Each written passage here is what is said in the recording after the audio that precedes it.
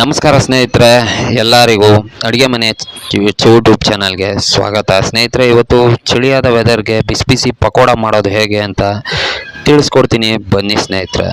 ಮೊದಲಿಗೆ ಬೇಕಾಗಿರೋದು 1 kg ಮೈದಾ.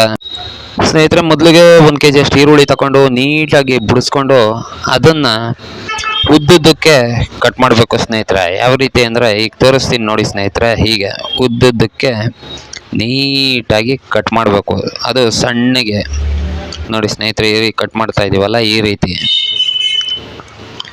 ಇದೆಲ್ಲ ಕಟ್ ಮಾಡಿದ ನಂತರ ಒಂದು ಪಾತ್ರೆಗೆ ಈರುಳ್ಳಿನೆಲ್ಲ ಸುರ್ಕೊಳ್ಬೇಕು.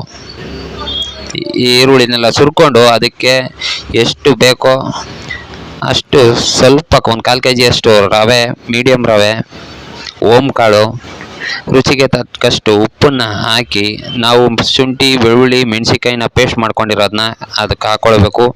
ನಂತರ ಚೆನ್ನಾಗಿ ಮಿಕ್ಸ್ ಮಾಡಬೇಕು ಸ್ನೇಹಿತರೆ. ಎಲ್ಲದು ಮಿಕ್ಸ್ ಆಗಬೇಕು. ಅದು ಚೆನ್ನಾಗಿ ಮಿಕ್ಸ್ ಆದ ನಂತರ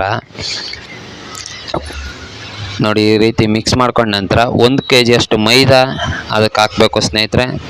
ನಂತರ ಅದಕ್ಕೆ ಕಡಲೆ ಹಿಟ್ಟು ಹಾಕಿ ಎಣ್ಣೆ, ಕಾದ ಎಣ್ಣೆನ ಅದಕ್ಕೆ ಹಾಕಬೇಕು ಸ್ನೇಹಿತರೆ. ಸ್ವಲ್ಪ ಹಾಕಬೇಕು, 1 ಲೋಟದಷ್ಟು. ಆನಂತರ ಅದನ್ನು ಚೆನ್ನಾಗಿ ಕಲಿಸ್ಬೇಕು ಸ್ನೇಹಿತರೆ.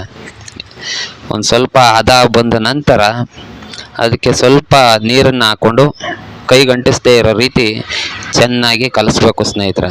ಇದಾದ ಮೇಲೆ ನೋಡಬೇಕು ಒಂದು ಸ್ವಲ್ಪ ಹೊತ್ತು. ಆನಂತರ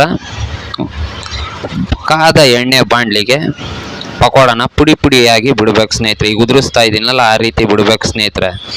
ಆನಂತರ ಅದನ್ನು ಚೆನ್ನಾಗಿ ಬೇಯಿಸಿ ಒಂದು ಹದಕ್ಕೆ ಬಂದ ನಂತರ ತೆಗೆದು ಒಂದು ಜಾಳರಿಗೆ ಹಾಕ್ಬೇಕು ಸ್ನೇಹಿತರೆ. ಬಿಸಿ ಸ್ವಲ್ಪ ಕೆಂಪಗೆ ಬಂದ ತಕ್ಷಣ ನೋಡಿ ಸ್ನೇಹಿತರೆ, ಈ ರೀತಿ ಪಕೋಡ ಕೆಂಪಗೆ ಬಂದ ತಕ್ಷಣ ಎತ್ತಾಕಬೇಕು ಸ್ನೇಹಿತರೆ. ಜಾಸ್ತಿ ರೋಸ್ಟ್ ಮಾಡೋದಕ್ಕೆ ಹೋಗ್ಬಾರ್ದು, ಕೈ ಬಂದ್ಬಿಡುತ್ತೆ. ನೋಡಿ ಸ್ನೇಹಿತರೆ, ಈ ರೀತಿ ಕೆಂಪಗೆ ಬಂದಿರಬೇಕು ಪಕೋಡ. ಈಗ ಬಿಸಿ ಬಿಸಿಯಾದ ಪಕೋಡ ರೆಡಿ ಆಯಿತು ಸ್ನೇಹಿತರೆ. ಚಳಿಗೆ ಮನೆಯಲ್ಲೇ ಮಾಡ್ಕೊಳ್ಳೋರು ಈ ರೀತಿ ಪಕೋಡ ರೆಡಿ ಮಾಡ್ಕೊಳ್ಬೋದು. ಇಷ್ಟ ಆದರೆ ಅಡುಗೆ ಮನೆ ಚಾನಲ್ನ ಸಬ್ಸ್ಕ್ರೈಬ್ ಮಾಡಿ, ಶೇರ್ ಮಾಡಿ, ಕಾಮೆಂಟ್ಸ್ ಮಾಡಿ. ಏನಾದರೂ ತಪ್ಪಿದರೆ ದಯವಿಟ್ಟು ತಿಳಿಸಿ, ತಿದ್ಕೊಳ್ತೀವಿ. ಓಂ ಶ್ರೀ ಗುರು ರಾಘವೇಂದ್ರಾಯ ನಮಃ. ಪಕೋಡ ಮಾತ್ರ ಸೂಪರ್ ಆಗಿದೆ ಸ್ನೇಹಿತರೆ. ಮನೇಲಿ ಮಾಡಿ, ಇಲ್ಲಾಂದರೆ ನಮ್ಮ ಅಂಗಡಿಲಿ ಮಾಡ್ತಾ ಇರ್ತೀವಿ, ಬಂದು ತಗೊಳ್ಳಿ.